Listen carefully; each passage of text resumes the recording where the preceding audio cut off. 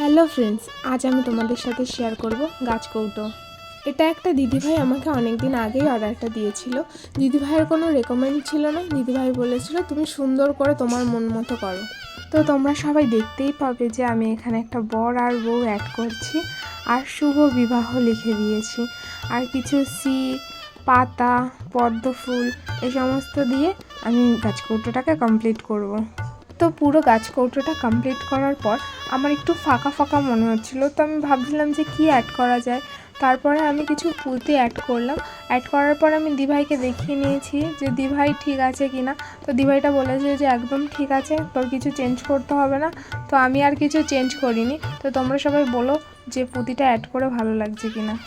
তো তোমরা যারা যারা গাছ কৌটো নিতে চাইছো আমাকে কন্ট্যাক্ট করতে পারো, আর সবাই কমেন্ট করে অবশ্যই জানিও যে এই গাছ কৌটোটা তোমাদের কাছে কেমন লেগেছে।